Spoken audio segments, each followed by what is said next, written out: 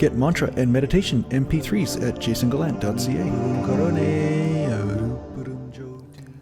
One thing you'll notice as you embark upon your spiritual journey, after several years or several months or maybe decades of doing spiritual work, whether it's meditation or Sanskrit mantra or some sort of yogic practice like pranayama or something, you'll really start to see that there has been a past attachment to sentimentality, to suffering of some sort, needing to have feelings for the sake of more feelings, and the sake of more feelings and putting more feelings on top of that.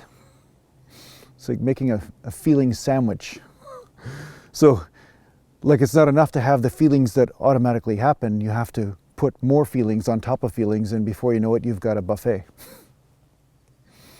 So at some point you'll sit and you'll be very free of this experience. You will not be making unnecessary feelings happen. You just enjoy things the way they are. And if feelings come, they come, but you're not trying to create them. And you'll almost look back and say, geez, is there something wrong with me because I'm not falling for some sort of media plot line or some sort of drama that somebody is trying to feed me? And I'm here to say that this is normal, because you start to become very practical. You don't waste energy in directions where it is unnecessary. You see, the mind always wants something to do because it is identified with what? Doing. Whether it's looking, whether it's thinking, whether it's fixing, whether it's dramatizing or creating stories and fantasies. These things can be enjoyed for short periods of time, but once they start to lead you down pitfalls, it's time to let them go. The fantasy becomes a nightmare, right? The bunny rabbit that's so cute that you follow down the rabbit hole all of a sudden develops fangs, right? This is a primary example of this. You just let it go at that point. Let go of the dreams and the stories and let go of following the mind.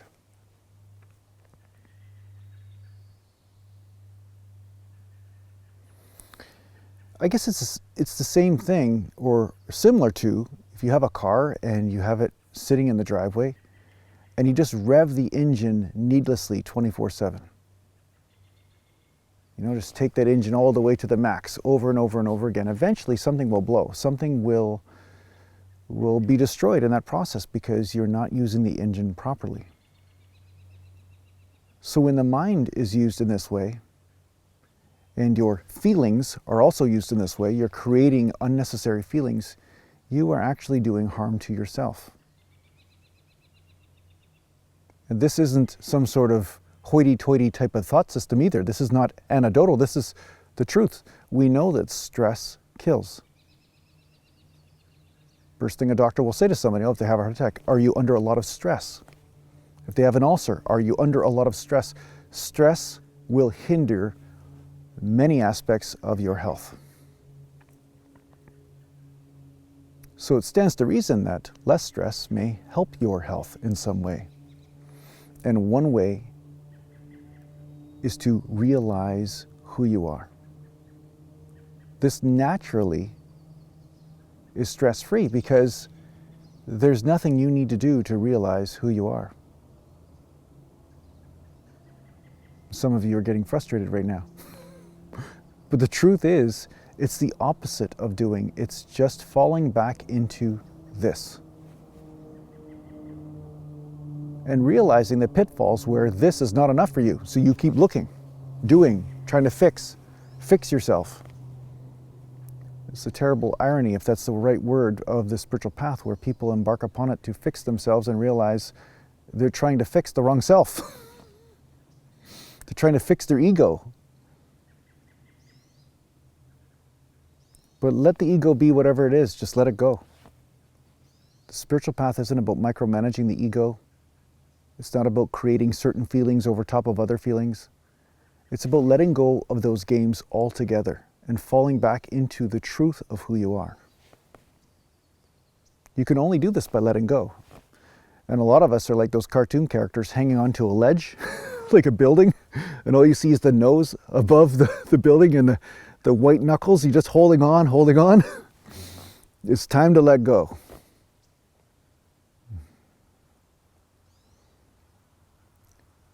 Let go of micromanaging feelings. Go on Twitter, you can see a bunch of people trying to do that right now. My feelings matter more than truth, right? We see this. When feelings get out of control, we realize there's no logic to them.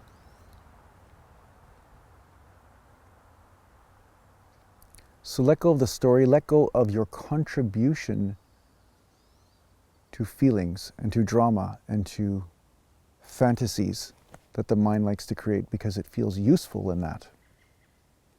And then yes, then sensations will come and go. Perhaps similar feelings will come and go, but you do not overlay stories on top of them or other feelings and make a sandwich.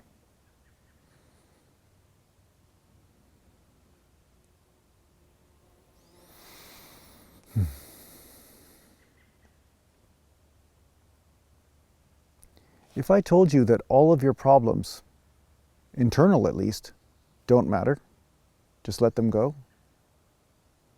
Just let go of those ones. Life has a bunch of stuff you have to deal with already on the external.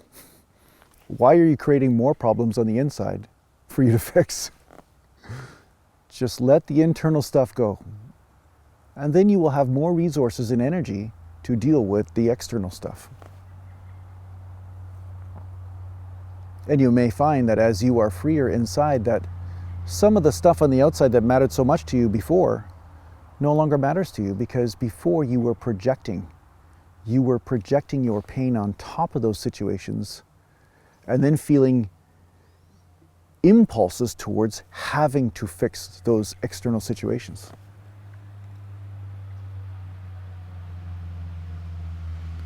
But a free experience inside will give you clarity.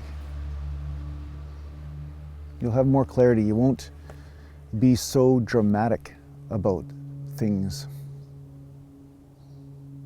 You may be fiery, you may have more energy, you may be extremely, let's just say, impeccable towards this must happen in order for that to happen, but there won't be emotional drama around it. You won't be making any more sandwiches. Some people might think you are because you have a lot of energy moving in a direction. You might have a lot of fire coming from you, passion. But internally, you won't be suffering. So remember, in the end, we all have different personality traits and we all live inside different puppets, right? I mean, you're looking at the long-haired, orange-shirted puppet right now on YouTube. Or you might be listening to this on podcast. But this is just a puppet. What enlightenment is about falling out of the puppet and realizing who is really in control of the puppet. And it's not you, not who you think you are anyway.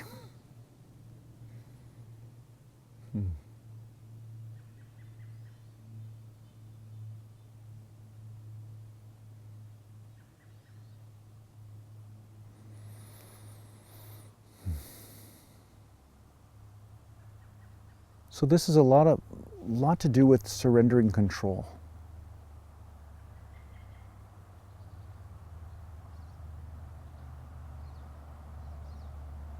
We all know people who control this, control that.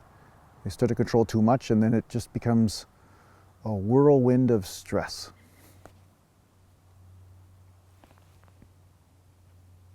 The ego is about control. Especially internal control, when you're controlling everything that happens within instead of surrendering to it.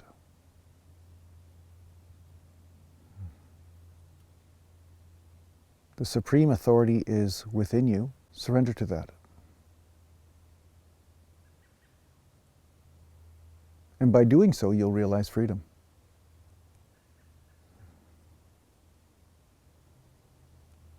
So I hope this helps you on your spiritual journey. Take care for now. Are you interested in working with a spiritual teacher in a formal setting? Well, perhaps the Wisdom Life School is for you. If you're interested in checking out what the Wisdom Life School is all about, just go to aratima.com.